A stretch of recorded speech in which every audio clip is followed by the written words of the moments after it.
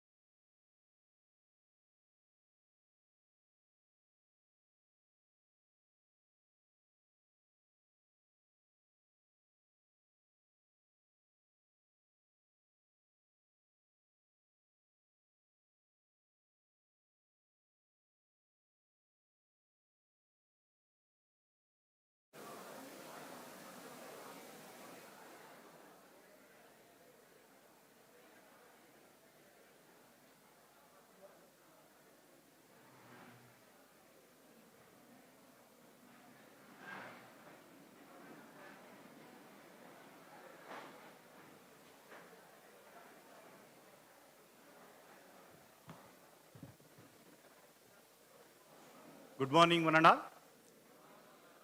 Distinguished guests, visionaries of Thriving Bharat 2047, Nagarjuna College of Engineering and Technology, Bengaluru, in association with Ministry of Education and AICTE, welcomes you all to this momentous event, AMRIT KAAL Vimarsh Vikasith Bharat at 2047.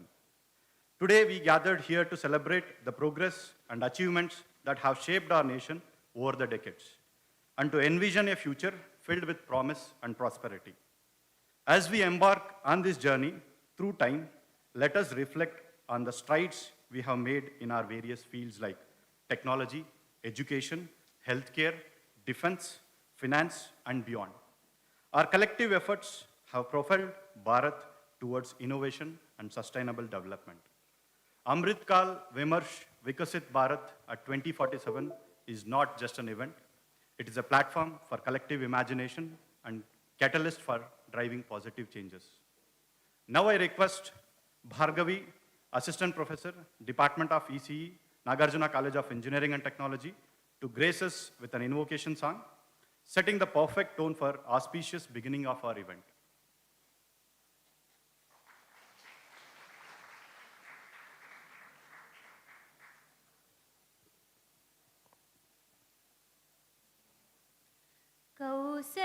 कौसल्यासुता कुशिकात्मजमखरक्षणदीक्षित Rama कौसल्यासुता कुशिकात्मजमखरक्षणदीक्षित Rama मामोद्धर शरणागत रक्षक रविकुलदीपक राम मामोद्धर शरणागत रक्षक रविकुलदीपक राम दशरथ नंदन दितिसुत खंडन दीन जनावन रामा पुरहर कार्मुक विदलन पंडित पुरुषोत्तम रघु रामा पुरहर कार्मुक विदलन पंडित पुरुषोत्तम रघु रामा खरदूषण मुख दीतिसुत कानन दावानल निभ रामा खरदूषण मुख दीतिसुत कानन दावानल निभ रामा शबरी गुह मुख भक्तवरार्चित पादाम्भोरुह राम कौसल्यासुत कुशिकात्मजमघरक्षण दीक्षित रामा मामोद्धर शरणागत रक्षक रविकुलदीपक राम मामोद्धर शरणागत रक्षक रविकुलदीपक Ram रविकुलदीपक Ram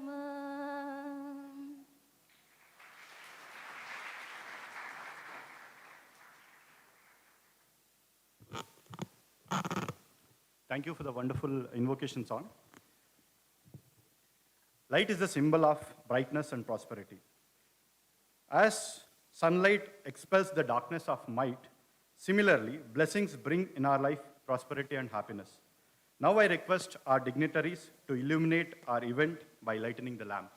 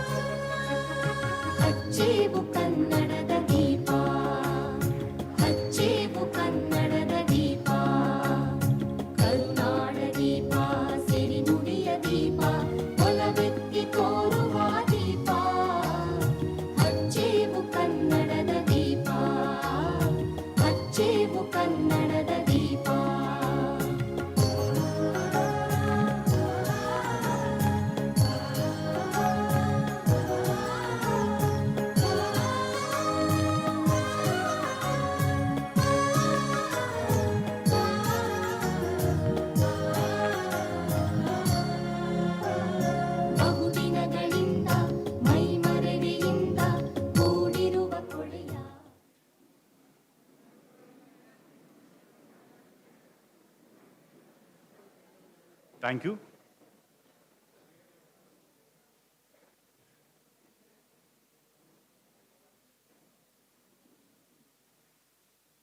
Now I request Dr. S.G. Gopalakrishna, Director, Nagarjuna Group of Institutions, to deliver the welcome address and also to introduce the speaker of the day.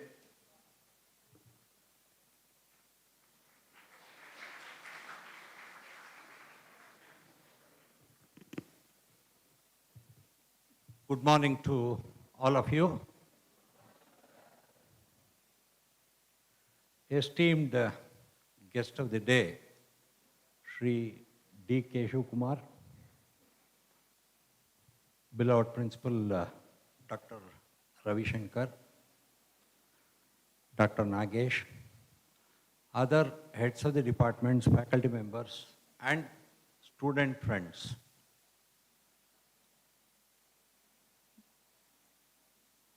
Ministry of Education, Government of India has opened up to have some kind of interaction with the youth of this country.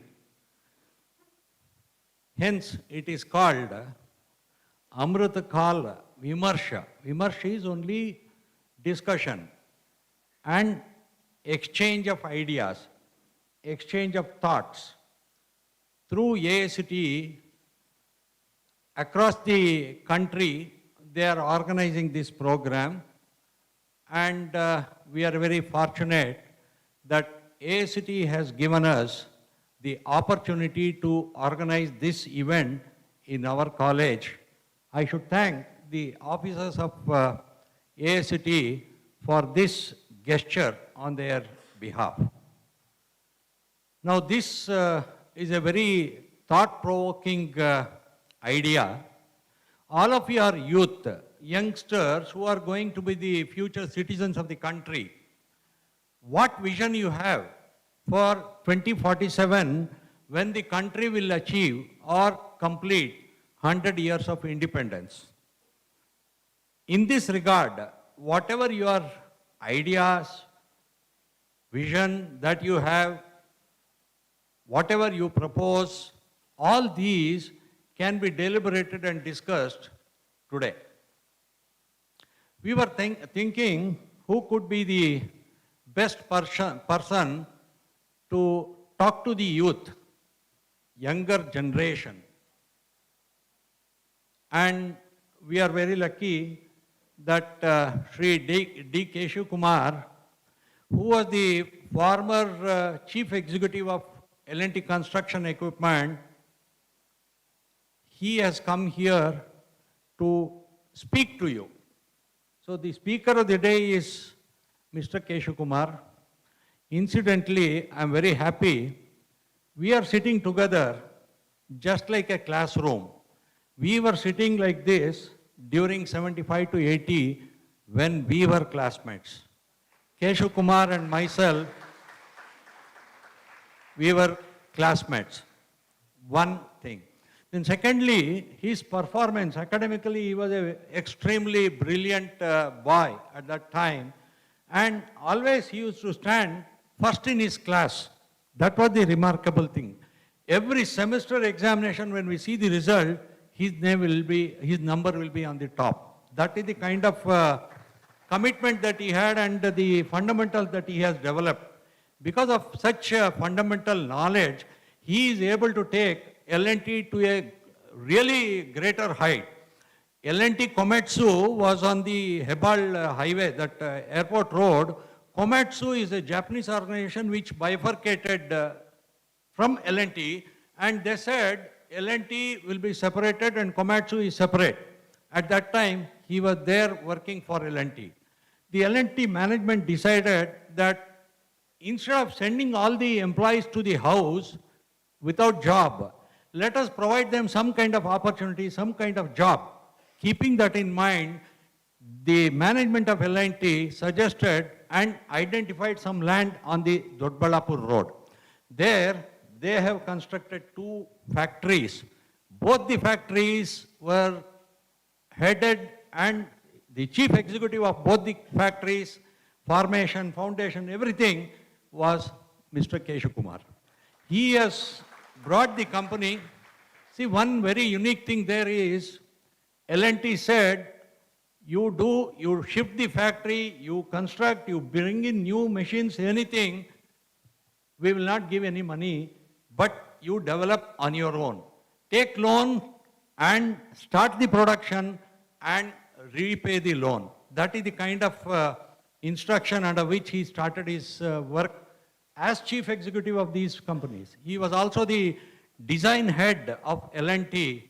Being academically very strong, he was able to even lead the design team at L&T. That is the kind of commitment that our honorable speaker of the day, Shri Keshav Kumar, is.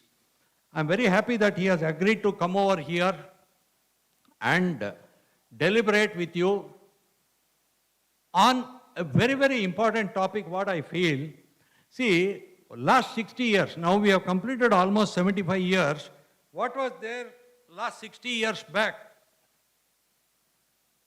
What we have done in the last 15 years or 10 years, what we have done?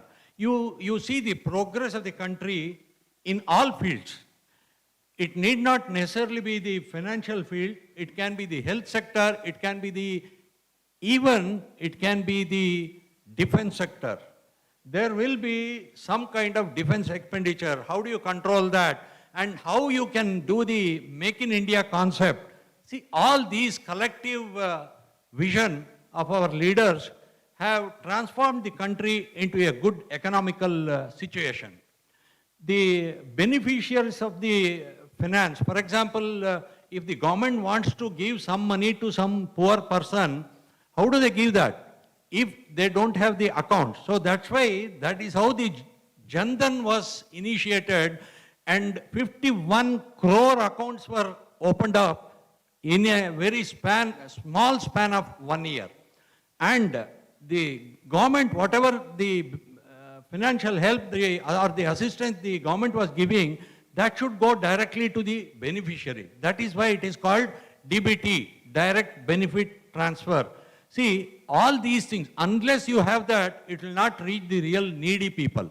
So the structure was brought there, and the digital payment system, for example, you take anybody today, you go anywhere, you have the digital payment, including, I have seen the small vegetable vendors, fruit vendors, you go to any shop, mall, anywhere, including the Sulabh Sauchalaya. I have seen Phone Pay QR code there also. See, the kind of penetration of the digital economy also is very vital in bringing up the country.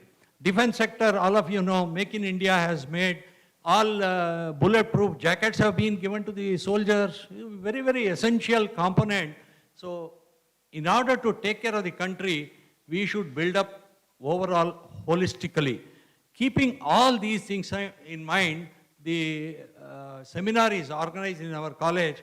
I'm very happy that my good friend Keshav Kumar has come here to talk to you. I welcome Shri D. Keshav Kumar on this occasion to this program. Our principal, Dr. B.V. Ravi Shankar, is very dynamic in all these areas. When I spoke to him that a program like this has to be organized, when I contacted the AICT office people, they said you organize it in your college. At that time, when I spoke to Ravi Shankar, he readily agreed, sir, we will go ahead with this and we will conduct this program. That is the kind of support he has given. And all activities in the college, he gives positive support. We have such a good leader with us. I welcome you to this function, sir. Dr. Nagesh and others, particularly I think Manjunath, the student welfare officer, has struggled very hard in organizing this entire event. I'm very happy that the whole event has been very, very systematically planned, including the digital transmission of the live program of this event through Twitter, Facebook, you name it, YouTube Live, everything has been done, has been taken care by our team. And I'm very happy, the entire team, I welcome all of you to this program. Let this program be a successful one. Thank you very much.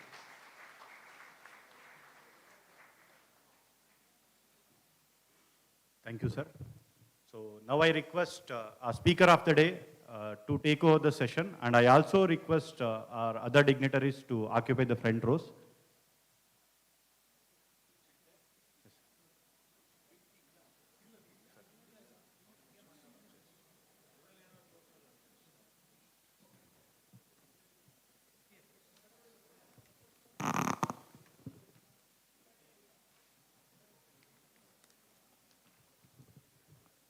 Good morning. I think little more energy. Good morning. Very nice.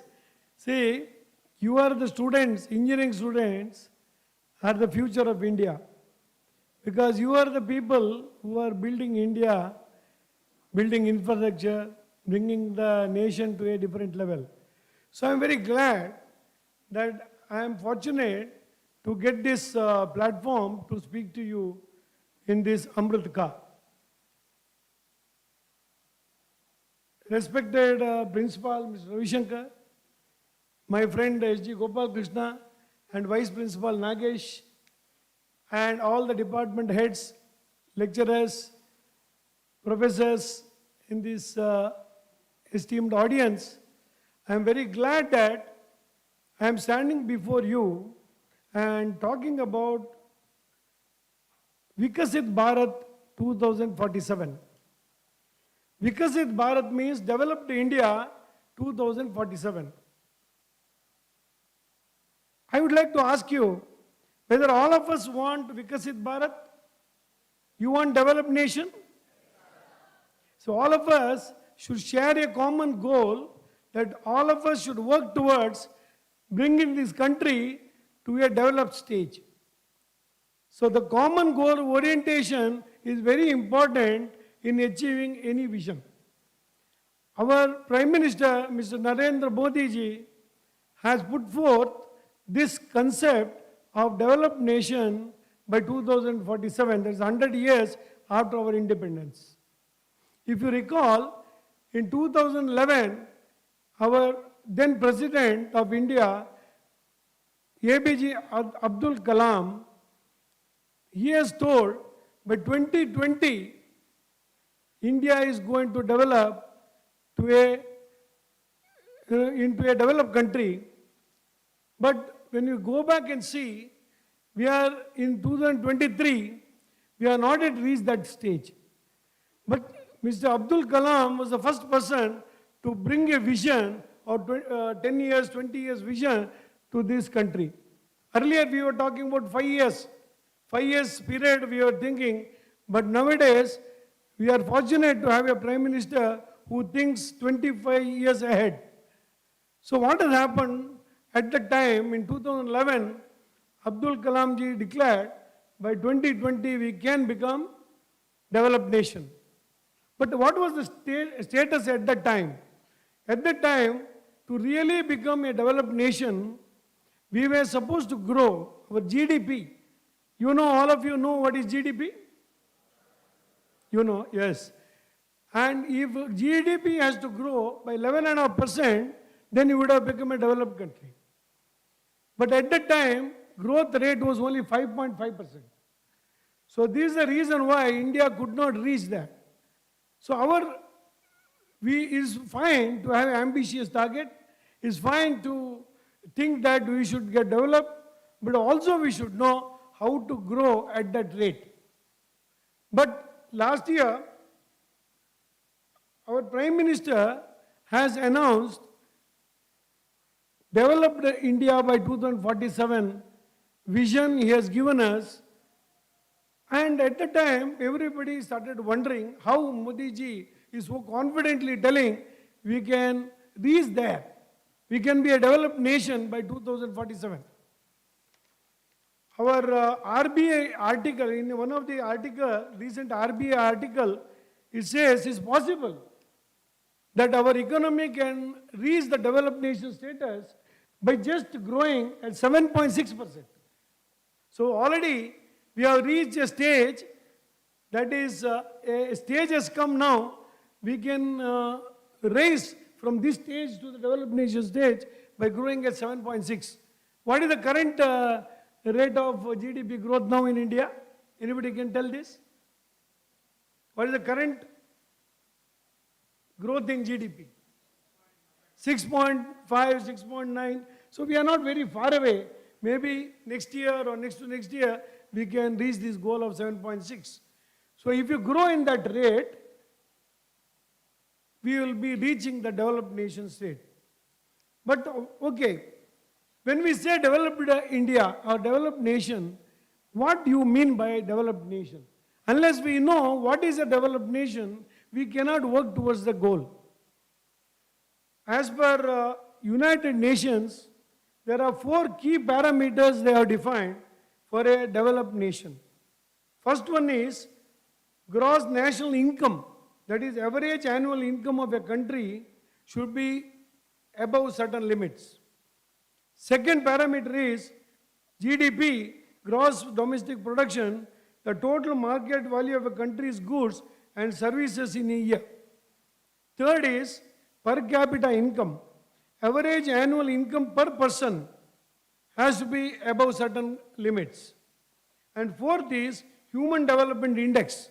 Human Development Index means in a developed country, your standard of living is higher, you have a good medical care facilities, infant mortality rates are very low, higher life expectancy. All this is real result of a developed country. So, what is that we are still developing, whereas USA is developed country? Why this has happened?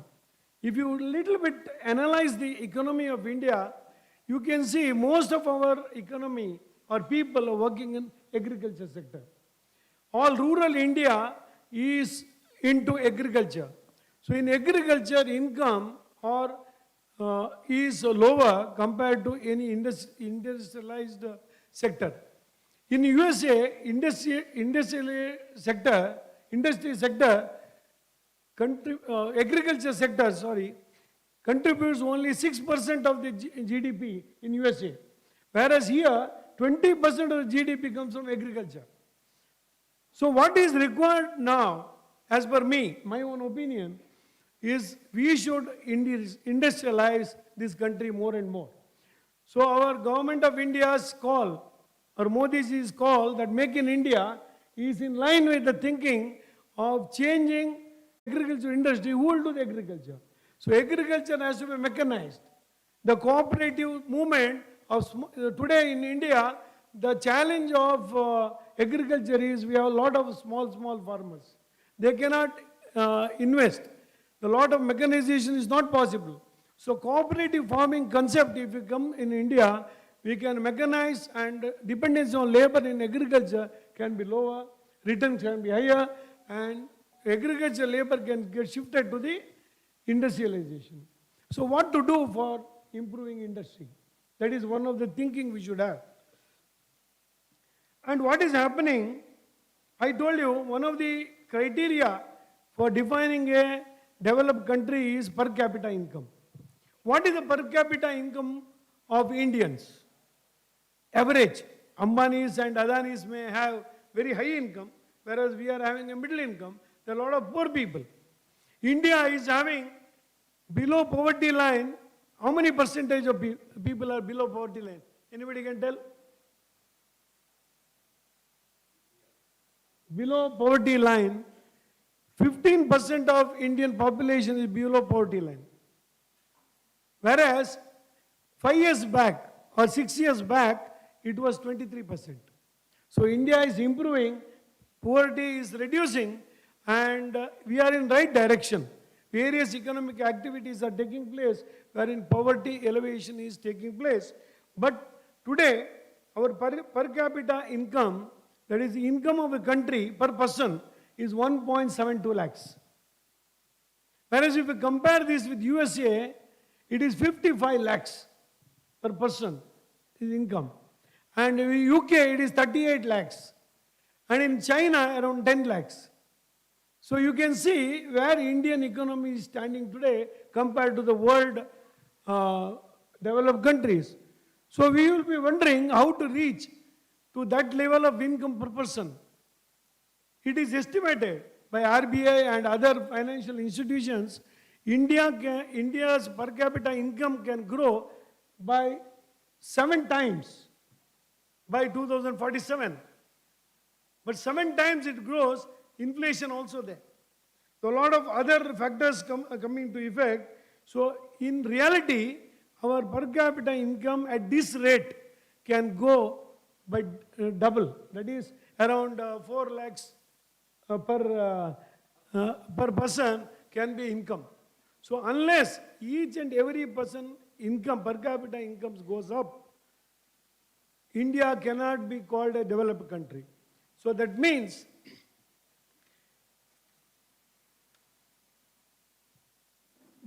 India development is not possible unless we have 2 parameters. That is,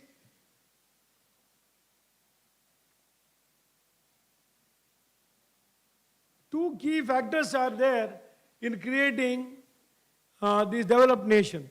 First is wealth creation, second is social factor, which means factors related to money such as capital income, and social means factors like access to education, medical care and life expectancy, etc. So it is not enough to simply focus on economical growth, but also it is important to ensure that social factors are taken care of. You know, India is a very complex country wherein there is most of the population lives in rural areas. There is a lot of religions and different faiths, people. Diversity is to the maximum here. So how to channelize the growth path to reach the developed nation status, let us discuss a little bit in detail. See, India is a country, is a young country.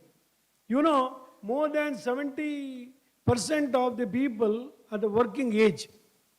More than 60% of the people are below 35 years in India. This is a unique advantage. India is the country of youth. So youth has to channelize their energy to proper goal and move in different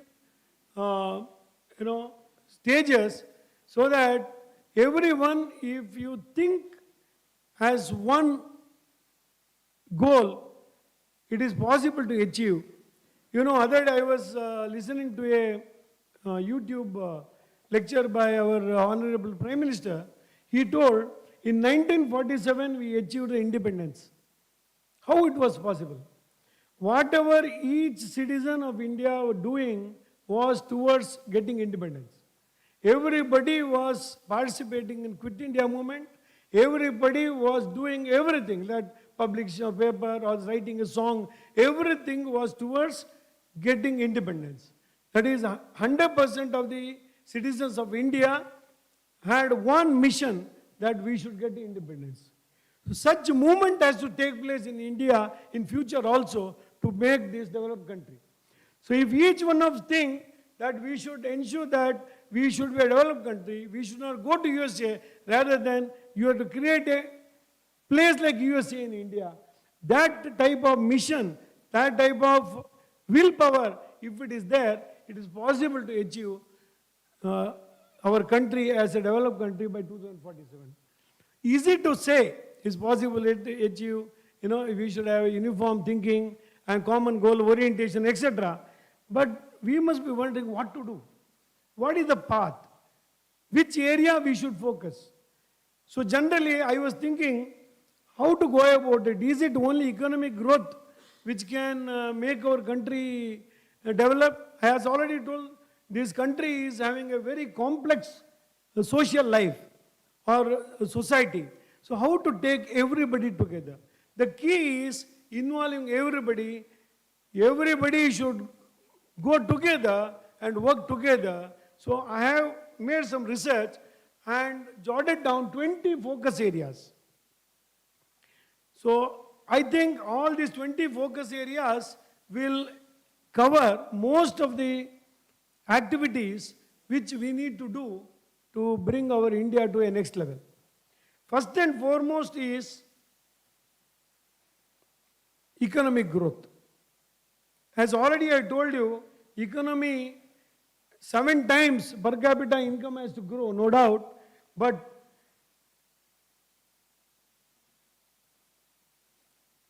we should make it inclusive growth. Every corner of the people, every person, whether he is Hindu, Muslim or Christian, without differentiation of the caste, everybody should be inclusive, and the benefit of the industrialization, benefit of the growth in economy should be shared by all these categories. Then what happens? Everybody's per capita income grows, and that's where success lies. So economic growth should be inclusive, and everybody should get equal opportunity to work and grow in this country. That should be the objective. So focus should be economic growth, no doubt, but how to make it inclusive, how to ensure that everybody get opportunity to grow is the key to success. Next comes infrastructure development. If you see whatever I am telling, you are seeing in the newspaper, TV, everywhere, you can relate. See, Government of India is telling development, and their focus is building roads, building bridges, building flyovers, metros, sea, shipping, and inside in the rivers are the river linking, and transportation through boats, and lot many things, infrastructure they are building. The infrastructure is very important because the building infrastructure itself is creating employment. And after infrastructure building, it connects people, it connects the cities, it connects the industries, supply chain becomes easy, industrialization, it helps. So next focus, our focus should be infrastructure development. So instead of giving subsidies, I think our focus should be ensuring invest in infrastructure development. That will give a beautiful return and puts the foundation for industrial growth as well as economic development. But with even these two, economic growth and infrastructure development, it cannot be achieved without a skill development. So we should reform the education system and ensure that all of us are developed in proper skill. So the Government of India is in right path. Skill development is one of the focus area, whereas skilled labor is required. Suppose you want to construct a bridge. Gopal Krishna was telling, near Devanhalli, there is a longest overhang bridge. Longest span bridge is coming, but there is a skill required, knowledge required to manufacture that. So whether India is having a skill, we have manpower, no doubt, but we lack skill. So skilling, upskilling and skilling the manpower is a big thing, and I think we should keep doing that. Then comes, even have infrastructure, you have education, you have got economic growth, but can we achieve without innovation and technology? I think innovation and technology plays a key role in ensuring that all this infrastructure development or economic growth, everything, like Gopal Krishna told, UPI payments has really caught on in India, so that this type of innovation, this type of, this one more thing, I'll just deviate, this type of UPI payment made it mass, all the mass people, we have made them financially inclusive. When we make people financially inclusive, they grow. I think financial inclusiveness is very important. Today, there is a lot of religious conflict in India. We say this is better, that is better, we should be secular. All this type of different talk happens. This type of conflicts brings our growth potential down. But how to avoid this? One of the way to avoid this type of conflict is bringing financial inclusiveness. For example, There are Jains, Parsis, and all others, Buddhists in India. They have joined our society. They may not be exactly Hindus. They are other minorities. They joined in Indian economy. They are financially inclusive. Today you see Parsis, they are holding a lot of top posts, and in India they are considered to be growth engines. So when you make all people's economical, if people become economically strong, automatically conflicts reduces. This is my belief. So we have to invest in research. There are a lot of professors sitting here, but there is a lot of difference between USA and in India when you do doctorate in research. This is what I heard. My daughter is doing research in USA. She told me there is a little difference between the way we do it. There's a lot of independence given, innovation is given a lot of importance there, and we have to really invest in the research and leverage technology to industrialize this nation. Today you see France, a small country like France is giving us aircraft. Why can't you develop our own aircraft? In this direction, ISRO is doing a great job that they are sending the satellite to the aerospace. Even we landed in moon. All this type of high technology will add the value to our economy. I think this has to spread in all areas. The technology development has to happen. Industry and research organization have to work together and bring the technology to the forefront so that economic development becomes faster. Next comes healthcare access. See, in a factory or in a engineering college, if people fall sick, that extent absenteeism increases and our productivity reduces. Same way, if a healthy nation means more productive nation. So that's why that purpose at least we should ensure health care access to all. So it is important to ensure that in rural area also we provide medical services, so healthy workforce is productive, but also our commitment to well-being of our citizens. This area we should focus. Like this I am going to tell 20 points. Hope I am you are catching it, yes. Next, this is only unique to India. I think we are not a developed nation, we are a developing nation. That's the tag UN has given us. So why? One is population. Whether population has to increase or decrease. This is a very dilemma. China wanted only single child and they decreased. They are finding now there is no workforce to work. All become old. So there is a big challenge. So it should go by natural means. But we should ensure that poverty is eliminated from the country. The poverty elevation should be our focus area, where no nation can claim development and leaving significant portion of population in poverty. We must implement targeted social programs and initiatives that uplift, marginalize, ensuring that no one is left behind. So are we doing it? Maybe a lot of things to be done. Actually, there are, in villages, I see a lot of intelligent people, lot of hardworking people, but they don't get opportunity. So are we really targeting the downtrodden? The social sectors which are left behind should be focused, and we have to bring them to mainstream. I think unless this is done, your per capita income cannot grow. I think this is one of the activity we should focus. Next is good governance. Good governance means what? Transparency. And we should build trust in the public that this leader, whoever is running the nation, whoever running the state, whoever running the institution, should be fair and transparent. There should not be any money laundering, and we should have accountability and efficiency. This is the good governance.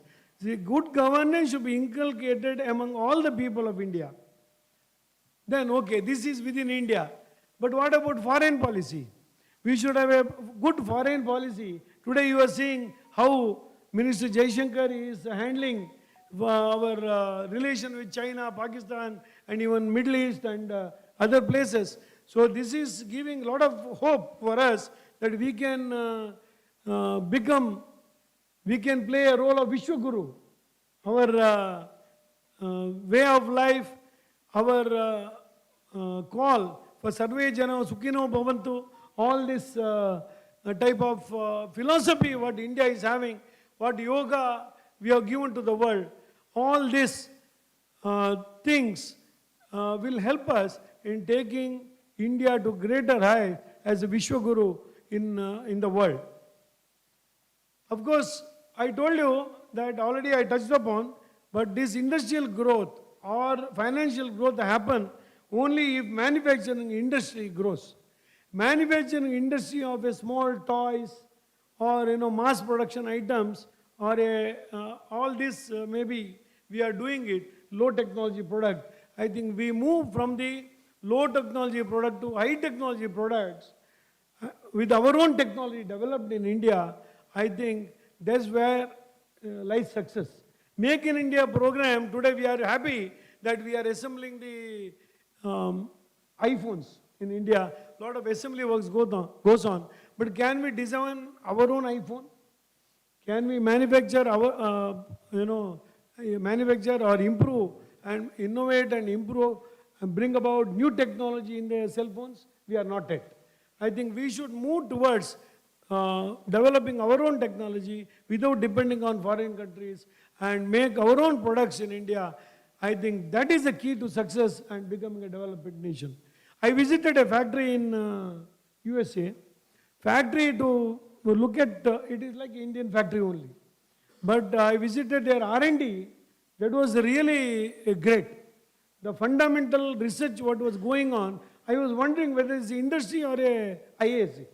I was wondering, such a research goes on even in each industries and continuously bring down the cost of materials, find alternative materials and make it simpler, make it, you cell phone, you see how big it was and how it became smaller and smaller. All this innovation takes place. So innovation and technology should be infused. One of the area I want to touch upon is digitalization. So whatever we do now, we hardly use paper.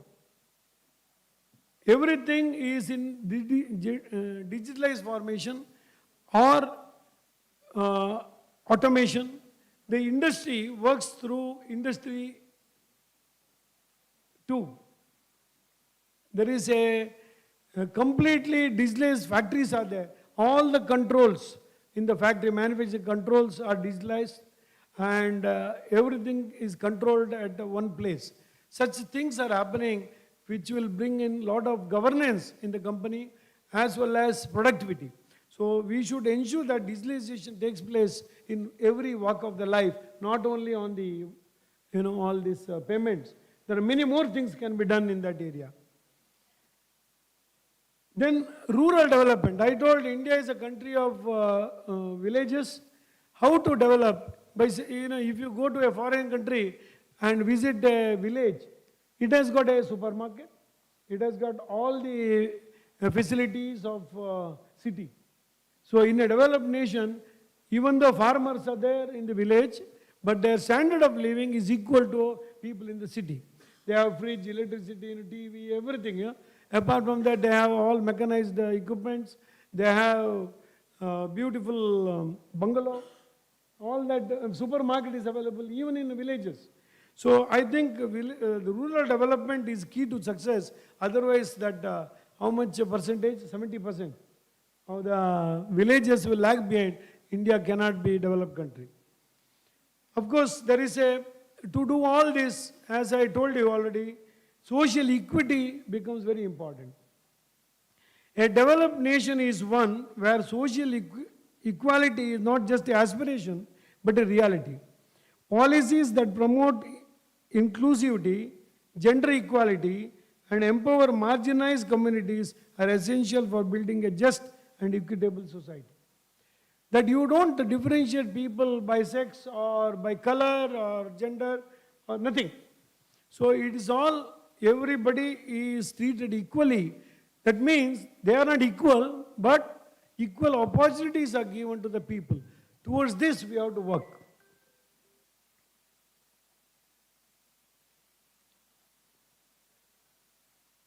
Then infrastructure development, I told you, road and other things. This has to be done for a better connectivity. A well-connected transportation network is also a well-connected communication network. See, communication network also infrastructure. This has to be there to flow of information from one place to another place. So communication and interconnectivity is another area we should look into it. Ultimately, what is the purpose of a developed nation? Purpose of a developed nation is bring up our quality of life. How will you measure the quality of life? You have a good housing, everybody has got a housing, and good sanitation. So government of India has started Swachh Bharat, that is sanitation. Good sanitation should be there. People should live in a clean, neat, healthy place, and public services should be good, and all the communities should be able to develop having a good health care, good facility for living. Unless this quality of life itself improves, you cannot term yourself as a good developed nation. So for India has to become a good developed nation, the fundamental requirement will be everybody should have housing, sanitation and clean environment, and good housekeeping is essential. The disposal of waste, everything has to be in place. Of course, all this happening, but if there is a power cut, whether industrialization can happen. So we should have proper energy management. So we are already going into renewable energy sources. Solar power plants are coming up in Kolar and Gulbarga and other places. Solar power plants are coming up and they supply their solar power instead of idle power or coal-based powers. But not only that, you see dependency on petroleum. India's large amount of forex goes into importing of the fuel. So dependency of this petrol and diesel, if it comes down, automatically India's GDP will improve. So how to bring a renewable energy source, like all the vehicles are now running in EV or with the gas. So these are the things are to be given more focus so that renewable energy will bring down our import bill to import petrol and diesel. Of course, all this fine to talk, but suddenly there will be flood. Suddenly there will be earthquake. There will be some war. All this we should get prepared. So prepared means what? We should have a good disaster management framework. Suppose something happens, whether our Indian armed force or police force or medical setup, are they ready to go and help them to come out of such disaster? So this disaster management also plays an important role. See, you see recently the tunnel collapsed and actually we were not prepared for such disasters. So various type of disasters we should be ready. So when you do development activities, many things can happen. I think we should understand the risk in each activity what we do and have a good management system to ensure that these disasters are elevated. Of course, India is rich in culture. Generally, we always weep that ours is a poor country, we don't have nothing, Mughals ruled us, British ruled us. All this we learn in history books. But in reality, we have a rich cultural heritage. From Ramayana to today, there are many kings, many kingdoms ruled India, and how Indian cultural background, it was very rich, and we could do, our standard of living was very high in olden days, but because of the foreign attacks, we lost everything. So this cultural heritage, our value system in the society, we should encourage everybody to learn, and with that, Economically, what is the benefit by doing this? Can you tell me? Our rich culture heritage is good to talk. We should say a temple should be renovated, or a mosque should be good, or church should be nicely decorated, all that fine. Or our, king's, golden king's palace should be preserved, all these fine. But economically, how it will help? Tourism. So tourism, we should focus so that if you see many countries, their income itself coming only from tourism.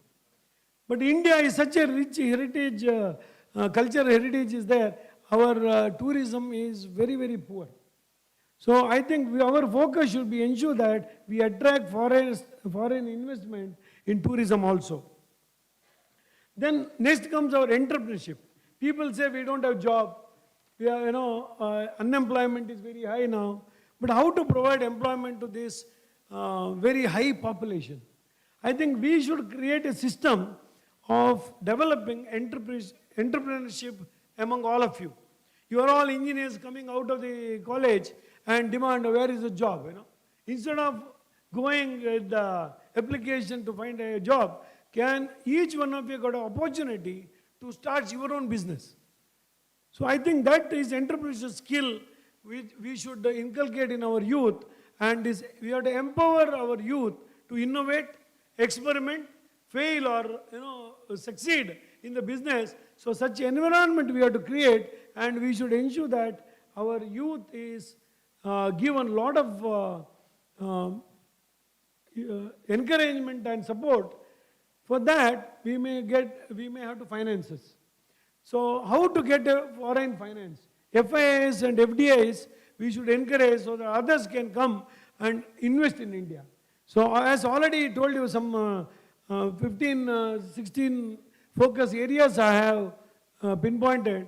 I think if that is done automatically, foreigners will see that India is a heaven for investment, and they will come. And when the investors comes, industry is developed. When industry is developed, they need supply chain. So entrepreneurs, people like you, always can innovate, start new businesses, or be part of a supply chain, and thereby economic chain can improve. So I think this is very essential. Entrepreneur development and youth empowerment is the key to success to do all this. Of course, now India is a separate country, no doubt, but we are part of global.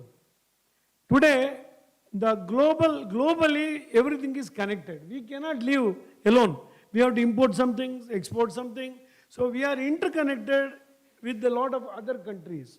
So the global mindset has to be there to do the business in India. So we should think global, but act local. So this should be the thinking among our young generation. So the collaborations and partnerships are to be done with foreigners. And when you do, in my own experience, we had a partnership with Komatsu. We have learned immensely by their technological advances of Japan. So we inculcated a lot of good manufacturing knowledge, and also a design concept from the Komatsu, so that we could inculcate and develop our own products in our company. So we developed Make in India program. We developed our own products and put in the market. So that adds to the Indian economy a large extent. I think we should think globally, and also we should try to export. If we need export to other countries, our quality should be global standard. So like this, if you think global and act locally, automatically economy becomes global. So I think that is the key to success. Yeah, I was telling you. See, India is putting a bullet train between Gujarat and Maharashtra, Mumbai. The bullet train, you have seen the metro flyovers, a sort of flyover for the metros. You see between the pillars, there are a lot of segments you put, right? But metro goes in what kilometer speed? 60 kilometer, 70 kilometer speed it travels. But still there can be a vibration coming. but bullet train travels 250 kilometers, 300 kilometers speed.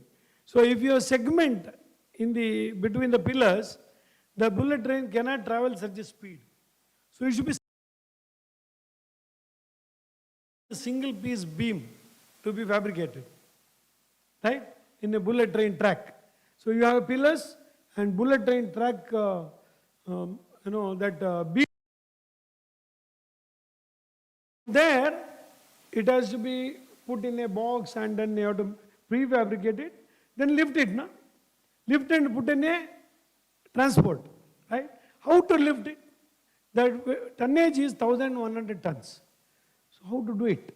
So in our company, our MD, Managing Director, told us, you design your own system for doing that.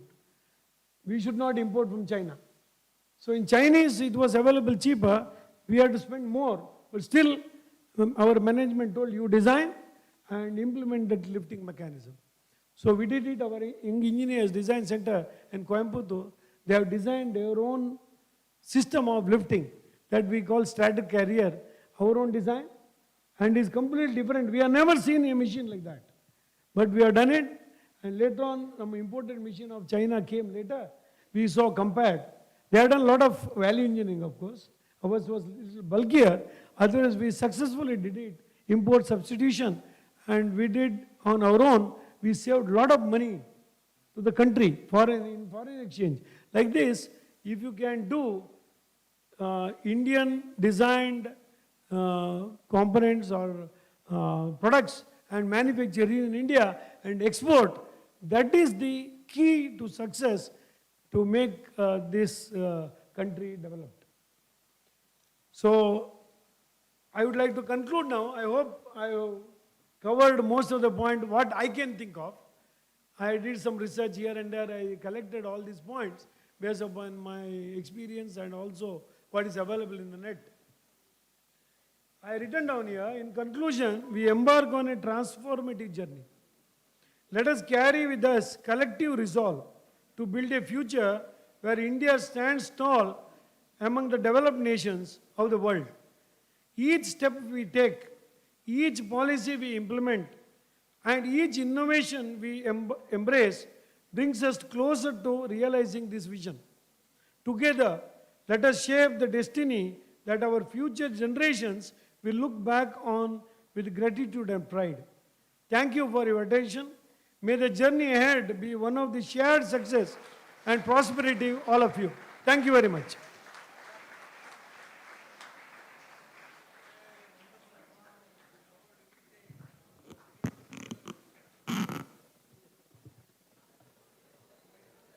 Thank you, sir, for your enlightening speech on what should be the vision of every citizen of our country to see our Bharat as a developed nation.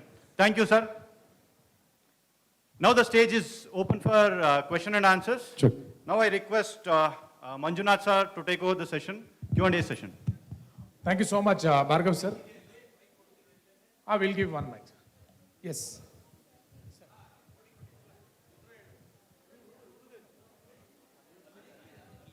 Okay, thank you so much, sir.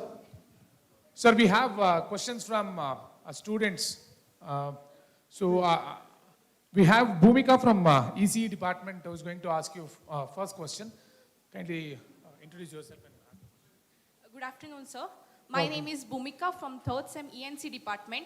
So my question is, what will be the status of our economy compared to world economy by 2047? Definitely our economy will match any European country by 2047. Because as we move up, other countries also is going to develop, right? They are not stagnant. So even though we may not match that USA, for example, at the time, definitely we will cross the threshold limit of what we define as a developed nation. Now today, we are in 5th in economy status, no? And in 5 years' time, or 3 years' time now, we are going to be 3rd in the world. third largest economy in 5 years. Thank you, sir. Thank you. Thank you so much. Now we have a student, Rachana from Department of ISC. Good afternoon, sir. I am from Department of ISC. My question is, what will be the vision of our national defense system by 2047? Very good question. I don't know whether I missed out. It is there in my sheet that as we do the social factors as well as economic growth factor, and look at the foreign policy. Next point was we have to ensure security of nation. So security of nation, unless it is secured or ensured, economic development, whatever we do, somebody will take away. So defense sector is very important. Thank you for reminding me. I've missed out that point. The security of our country depends upon how strong our military force is. But if you want to be a strong military force, we do not have a technology like USA, France and other nations or Israel to manufacture our own weapons. Today, we are importing a lot of weapons from foreign country. Of late, that Modi government has opened up defense sector to private sector. Earlier, only government was doing it. Now, private sectors are developing various equipments and vehicles and radars and weapons, launching pads, all this locally. This will save and make our military self-sufficient and independent of foreign countries. This is very essential. I think by 2047, we will be exporting weapons to USA and Israel. That's what I hope. Thank you. Yeah, the communication systems, for example, very vital. The communication should be a perfect one. Whether it is defense sector or any other sector, communication has to be very strong, fast, efficient. Now the other important point is defense. When we say the equipment, their gadgets, I told about the bulletproof jacket, all these things, when they are not available to the soldiers, how do we expect them to save the country, defend the country? Okay, for that, essential things have to be given, number one. Then secondly, how do you move the troops from inside wherever they are to the borders? When there will be emergency, at that time we should be able to move the troops to the border. So the roads and other infrastructure that is built around our Indian line of control and the border makes a difference. Definitely we save a lot of time. Many times they were putting the temporary bridge. Army people, they were putting the temporary bridge to cross over a stream of water, their truck. But today, you see, the infrastructure is being built up there and it is in place. So these are the all components which will give strength and boost to our economy overall. Thank you, sir. Now we have Mr. Nishchal from MBA department. My name is Nishchal from MBA department. What is the vision for the uplifting living condition of under in 2047? Yeah, I already told below poverty line, there are 23% was there 5 years back. Now the below poverty line has come down to 15%. So that 15% of our population are underprivileged. Okay, so if you create financial inclusion, that whatever profit industries make or whatever business makes, if that can be shared by this youth of underprivileged without differentiating between their caste and creed and colors, I think if they get opportunity to get a job, underprivileged people, they don't know. they should be given exposure to education, then the job. I think that the poverty elevation will be successful. Thank you, sir. Actually, we have to make all our systems foolproof. For example, the tax that is collected at different levels. How do you transfer that to the government? How efficiently the government can collect the tax without even losing 1 rupee? See, GST they have introduced. GST is a very strong framework now as it is. So the server that is used for GST should be very strong. All of you who are computer science engineers should know how the server should work under such a situation. There are 2 components. One is GST input and the GST output. Both are there. You pay GST at one point, then take back wherever you are due, you can collect that back, the GST amount from the government. You can reduce that directly. Now this GST payment system itself is a unified payment system where there cannot be any leakage. Now what happens, the government gets whatever revenue that they should get, they will get 100% of the revenue there. Therefore, they can use this entire money for uplifting the rural people, uplifting the downtrodden. All these are possible if the government is having sufficient money. Where from the money will come? Money will come from all these areas, be it the manufacturing sector or the marketing sector, industrial sector, all these areas, money will come. So this money, whatever is there, that should go perfectly to the government exchequer. Then distribution can take place there. The upliftment, all that can be done very, very efficiently and effectively. Thank you, sir. Is Mr. Likith here? Okay, CSC. Yeah. Hello, sir. Good afternoon. Pleasure to have you here. So, as we all know, there's a huge scarcity of drinking water and the water for agriculture purpose. So, what do you think? How to manage this scarcity in the upcoming days? Yeah, you mean to say that water scarcity, how to overcome? Yes, sir. Yes, sir.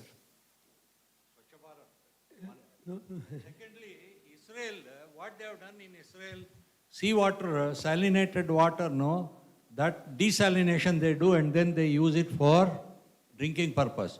Now imagine, for example, your problem, I'll tell you in a very different way. 40 people, some people, I think 40 people, they got stuck in the tunnel. They got stuck in the tunnel. How did they live there for 30, 40 days, 20 days, 27 days? How did they live there? Without water, without food, without anything, they lived there. But India has developed that technology to go there and bring them back. Initially, they sent one pipe with a camera. They saw, are they alive? Are they okay? And then next level was talking to them, giving them the confidence, because they had lost the confidence of living itself. They were given the confidence initially, that self-building exercise they have done, psychological treatment they have given, then they boosted the confidence of all those people, then they were brought out. For bringing out again, the technology was used. Yeah. See, this water scarcity, I feel is a little political and imaginary. For example, what happens if Krishna and Kaveri are connected? There's a flood in Krishna and scarcity in Kaveri. You interconnect the rivers and make the canals, the agriculture issue of scarcity of water will go. Then drinking water is a different thing. Already there is some government has taken initiative, give water to every house in the villages.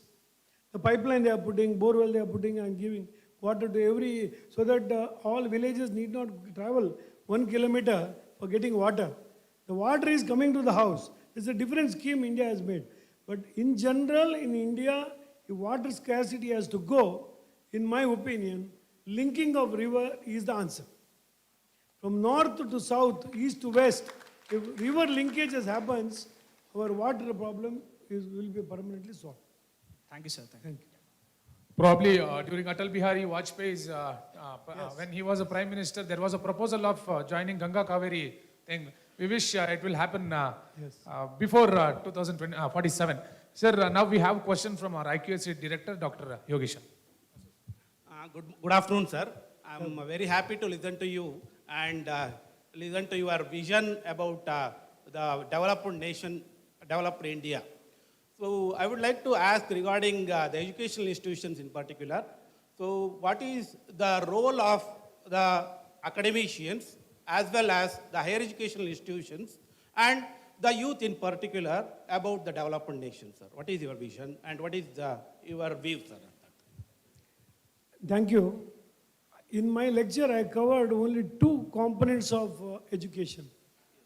One is skill development. So skill development can be engineering skills or even carpenter skills or medical skills or all skills.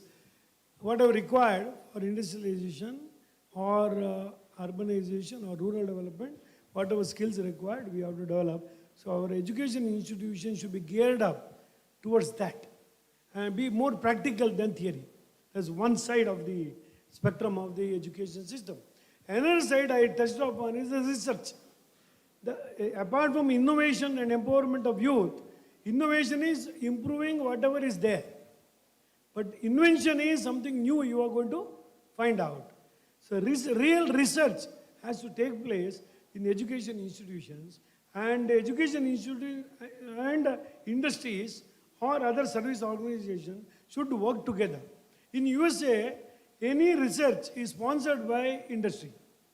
They sponsor. In their area, something is required. They tell industries, you do research, I'll give so many million of dollars. You find out and come out with the... In pharma industry, it is common. If they want to find a lot of money is spent to find the medicine for Corona. A lot of people have put money, but somehow that medicine has not yet come. But research is going on. Like that, in India, the education system should be like that. In education, more focus should be on a practical thing. Today, I'm sorry, but I'm just telling you, when I was recruiting engineers to my company, I found many engineers, when I ask a question, what do you want to become? They want to be design engineers. Okay. Then about design fundamentals, when I ask questions, they don't answer. They say, we know CAD CAM. So that is a drafting work, not engineering skill. It's a draftsman skill. So we have some problem in the education system. I think you should make the engineers ready for industry. There should be some sense of what industry wants, and accordingly we should prepare our students to make them aware. Another point what I told is, people should be, youngsters should be entrepreneurs. So how to make them entrepreneurs? For example, when I passed out of college, we never knew what is working capital, what is the balance sheet, and what is the money, how money comes, how money flows. Nothing we knew. We knew only, stress, strain, all this diagram and all that. So this is where problem lies. Whereas, very many people join industries from the business families, do very well. They are already exposed to the finances. So these are the things I think you should add in your autonomous curriculum. Yes. Thank you. Thank you so much, sir. Now we have last two questions. That is from faculty side itself. So we have Dr. Geetanjali, HOD from MBA department. Please. It was really an excellent way you presented the 20 focus areas that are required for Vikasith Bharat 2047. I feel among those 20 points, whatever focus areas that you have said, 4 are something which are the youth of this institution can take it up. One being skill development, second is innovation, third is research, and fourth is entrepreneurship. Most of the other things, it all depends on the entire economy as such to move it further. Now, among these, skill development is a major thing which you right now, which you also focused. What is that? What are the skills do you think that are required that youth should be having to reach this Vikasith Bharat 2047? Already I mentioned that financial knowledge, that is financial statement understanding. See, in our company we used to tell, cash is the king. How cash flows is very important. End of the day, if there's no cash in the company, it collapses. So I think financial management is first thing. Second thing is, in young people mind, you should bring the culture of innovation somehow. The innovation, how to bring about. This is what always I was thinking when I was in a company, how to bring about innovation. One easy method I found. There's no other way. You have to find an improved method. Then only you can survive. You have to bring in such a situation where you can't do anything else other than finding a new way. Like a lion is in front of you, you're going to die. Now you have to run or climb. All that they have to find a solution. So then innovation comes. So this is one of the difficult ways of doing it. But there are many methods may be available where innovation flourishes, like company like Google and Microsoft. All these people are today they are there in a different platform because of the innovation and innovative people. The Google Map has come out. Suddenly that Pichai, Sundar Pichai wanted to go to a party where in wife's relative's house. And he could not find a way, I believe. He can't reach in time. He struggled to reach at that place. Then he found there should be a map where he can easily find a way. That's how this made him think how to find a better method of finding the path or way. So these are the things I think you should develop in the minds of the people. I think a large extent, a new education system, what government is trying to bring about, will solve many of the problems. Today, you read mug and answer the question and you pass. From there, you should go to application of knowledge. For your information, when from L&T, when we interview people, we don't ask direct questions like what you ask in engineering exam. We look for the people, how they apply their technical knowledge to practical situation. So I think day in, day out, when you teach the various, I don't know now, computer science, what do you teach? Only mechanical engineering I know. So when you teach, you should also teach them how to apply in real situation. Maybe in computer science you are advanced, you may be doing it, writing a program and other things. In mechanical engineering it is difficult unless they tell us how to really design a car or something like that.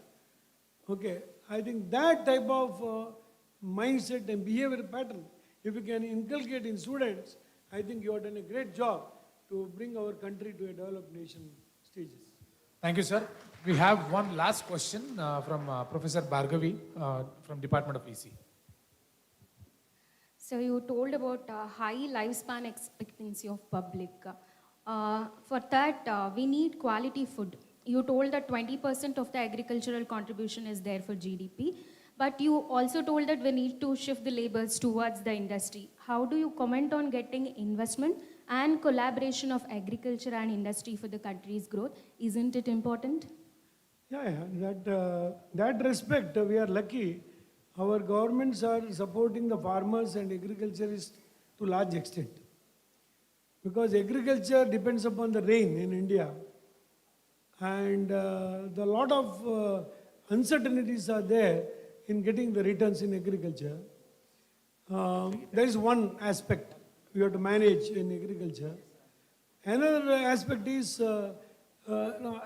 I heard in my native place there are a lot of areca plantations.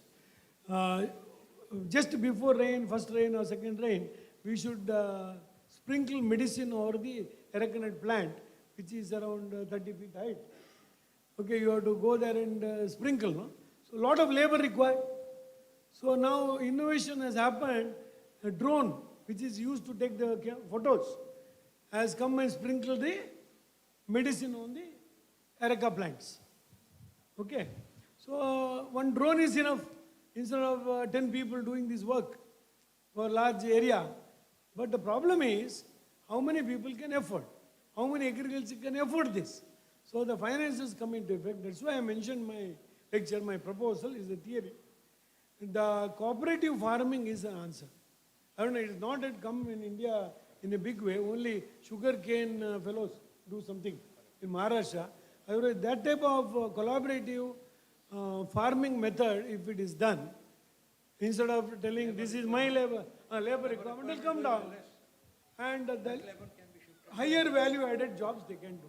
When I say industry, it can be anything else. You know, not only industry, service also. Suppose tourism increases in the villages, a lot of tourist spots will be there. They can migrate to tourism. And then value addition increases for the India, right? And without compromising on food development. Food production should not come down because of this. I don't mean that by shifting the labor from agriculture to industry, agriculture should be, forgotten.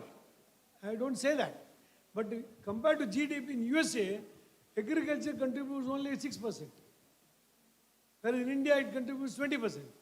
But that means a large amount of labor and effort goes into a lower returns. That's what I am telling you. We should shift that. But ensure that agriculture given a lot of support, both financially, and I told linking of river may solve water problem, and then fertilizers, and help to the labor, proper help. If you give, I think labor can be shifted to other sectors, and you will have better value addition. Thank you. Yes. Okay. Thank you everyone for asking question, and thank you so much, sir, for answering it patiently. Now, over to MC, Dr. Bhargav. Thank you. Thank you, sir, for the wonderful question and answer session. Now I request our dignitaries to felicitate our speaker of the day, Mr. D. Keshav Kumar, sir.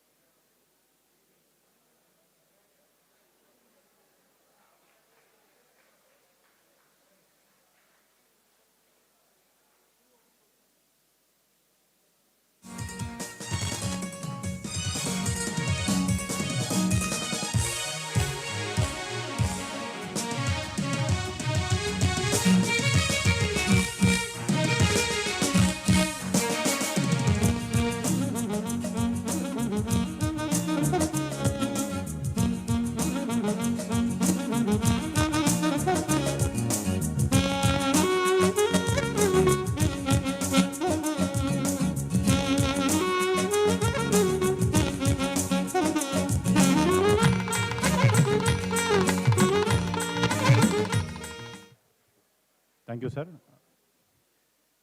Now I request Dr. B.V. Ravishankar, Principal, Nagarjuna College of Engineering and Technology, to deliver his presidential remarks.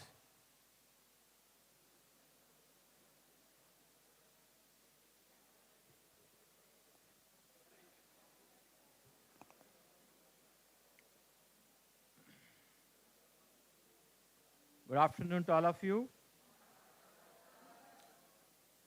I am very sure you enjoyed the session by D. Keshav Kumar, who shared the vision of 2047 of our great India.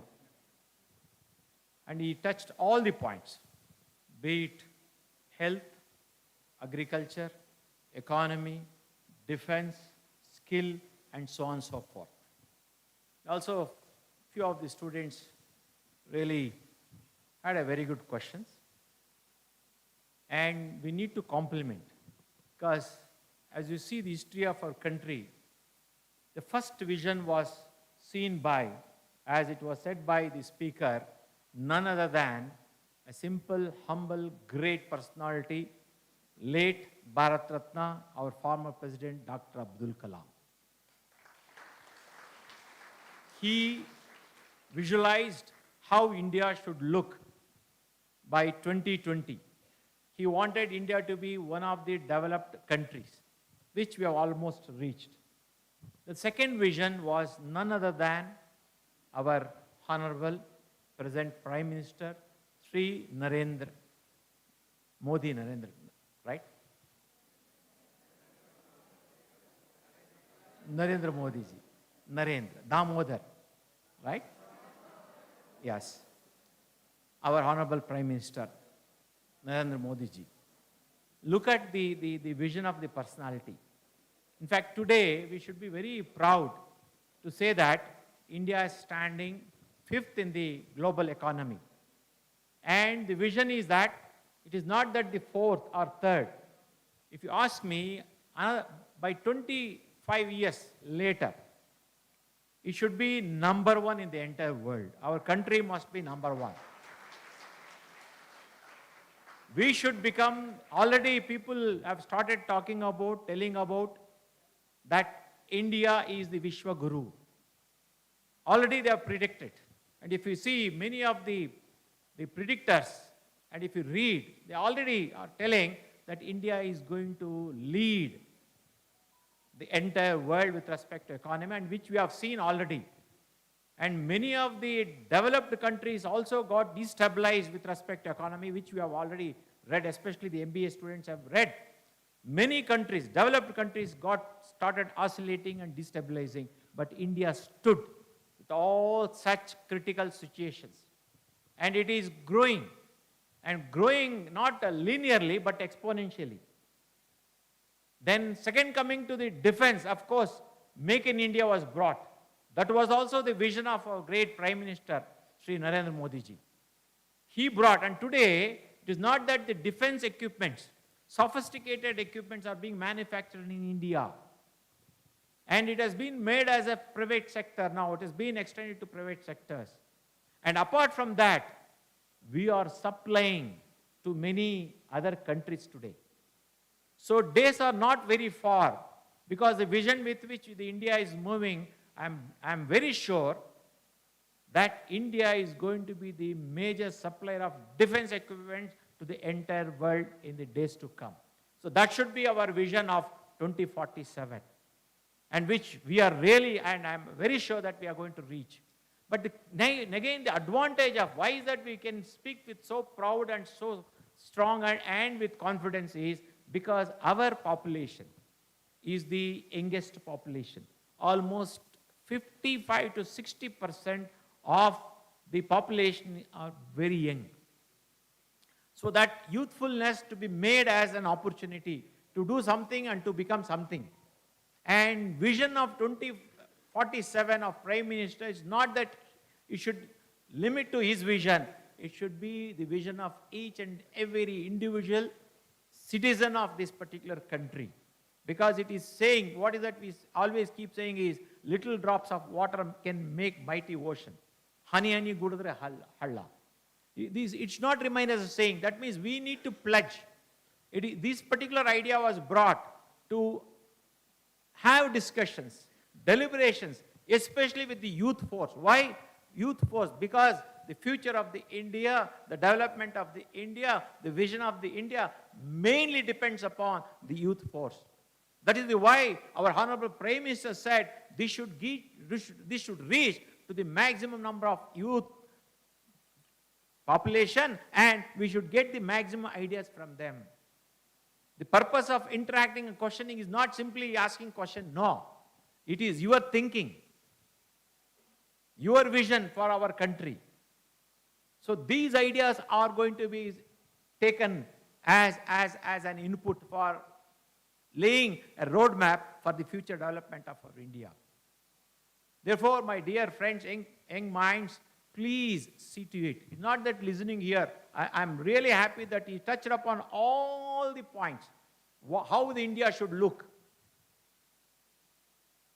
Vikasith Bharat at 2047, touched upon. We can speak, we can keep deliberating, but who has to work? Who has to contribute? And nobody should feel like it's not my responsibility. Somebody is going to do for my better living. No. All of us have to involve. We should take the responsibility. And whatever is possible, it is not that how much, sir, how much I should contribute. No, never feel it should be to the size of a big boulders or big ocean. No. Contribute to the size of a mustard. Sasvi estu madi. Each one of us contribute. Please keep thinking, what is that I can do? And he also touched upon the entrepreneurship. skill development. Who has to develop these things? Who has to float the ideas? And only thing is, institution like this can facilitate, can support you. And we have already started the entrepreneurship cell. We have very strong entrepreneurship and creative learning we have. I don't know how many of you have understood this and you have gone and visited this creative learning. Please have your ideas, but coining those ideas and concretizing those ideas, you need hand-holding and support, which we are going to facilitate. We are there to help you. But simply coming and going, sir, spending some 6 hours in the campus, sir, my time is over, sir, whatever is being to be taught is taught, sir, over, sir. That is not going to work. When you can develop is that only when you see beyond, only when you act beyond, and only when you think beyond, and sacrifice many of the comfortable approaches. Until unless we come out of the comfort zone, I don't think we will develop. Change. Who has to change? It is we who have to initiate that particular change. Until unless that change comes within, we cannot expect change outside. So therefore, all of you should pledge today the vision of our Honorable Prime Minister, how India should look like. We should become Vishwaguru. Vishwaguru not in one particular direction, multiple directions. Be it agriculture, yes, India must be number one. We should rule the world. That should be my vision for the country. Defense, I should supply to the entire world. Our defense equipment should be number one. So you have to think, I must be the best engineer. I must be the best MBA graduator. Or you can also think like, even sweeper should think, always I keep telling, sweeper also should think, I must be the best sweeper. Maid servant, I must be the best maid servant. Likewise, at every level, you should feel proud having come to this particular program and being a professional. But being a professional is not enough, but you should think little beyond, act little beyond. Then only you can see the development of yourself and contribution to the country, where you can see the development of the country also. So therefore, this particular thing should be taken deep into the heart. We have lit the lamp. It's outside, external, but we need to light our lamp inside. The heart, the conscious should start lighting, burning. And that burning should always keep you awakening, hungry of doing something, contributing something to the society for well-being of not only myself, for the entire system and the entire society. That should happen, and that will be the real meaning of Vikasith Bharat 2047. Hope you really have taken this to your heart and start thinking. But facility, what facility you need, what support you need, always, I always keep telling, yes. You should come with that hungry of asking something. Asking for something not to fill the stomach, but something doing extra. I don't see any of the students, only very few, very few handful of students coming and asking for, sir, we want to attend this, sir, we want to go. No, you need to explore the opportunities. Youthfulness is full of opportunities. So that opportunity now you have to do, not later, sir, I finished my MBA, sir, I could not achieve anything, sir. That means that will be the tragic day of your future. So therefore, the best pranayama is always said like this. What is that? You have to inhale the past. Hold it for some time. Let go the future. Inhale the future. Hold the present and let go the past. So inhaling that future should come to you now. Start. What is my vision? That everybody's vision should add together, and that should be the vision of 2047 for you and for the country. Hope those days are going to see. And what support you want, let me promise you, we are there and we will be with you. Always it is said that if you can walk one step with us, we will be able to walk 10 steps with you. This is what is our promise to all the students assembled here. So may God bless, and let us pledge that whatever that he has said, whatever the sectors he has spoken about, we are going to contribute wherever, however, how much. It's not that. It is not the magnitude to be measured, but contribution, what contribution you have made should be measured. And that should happen, and NCT should become the leader of promoting 2047 vision of our honorable, great Prime Minister, Shri Narendra Modi ji. Thank you very much.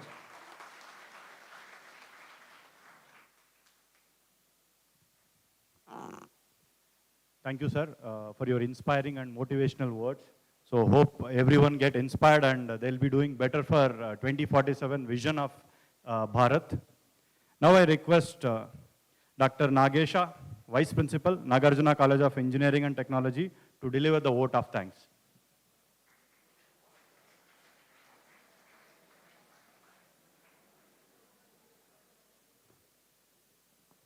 A very good morning to one and all present here. I, Dr. Nagesh KN, feeling incredibly honored and privileged to have been allowed to extend a words of thanks on this auspicious occasion of development dialogue on AMRIT KAAL Vikasith Bharat at 2047. As we reflect on the achievement of AMRIT KAAL, first and foremost, I express my gratitude to the countless unsung heroes who work diligently behind the screens, contributing their skills and passion for the betterment of our nation. I extend my warm, heartfelt and sincere thank you to Mr. D. Keshava Kumar, retired Chief Executive Officer, L&T Construction Equipment Limited, Chief Consultant, JK Consultancy Service, for his informative and insightful talk, which served as a reminder of our shared aspiration and responsibility. Sir has covered in all the aspects to make India as #1 country within 2047. Sir has covered GDP, digital marketing, R&D, improving medical sector, infrastructure, and different aspects. Sir has covered all the aspects. Sir, thank you, sir, for covering all the aspects. I am elated to thank our esteemed Dr. S.G. Gopalakrishna, Director, NGI, for his presence and continuously motivating and guiding our students. Sir, thank you, sir. I am glad to thank Dr. B.V. Ravishankar, sir, Principal, NCET, for your presence and always encouraging these type of activities. Also, sir, always continuously motivate the students. Thank you, sir, for guiding us. I extend heartfelt thank you to all the department heads, coordinator Mr. Manjunath, head SWD, media, faculty members, and Dr. Bhargav. Thank you all. Lastly, I thank students for their participation and encouragement. Thank you one and all. Thank you, sir. Now we conclude the event by paying tribute to our national anthem. Now the national anthem will be played. I request everyone to stand up and pay tribute to it.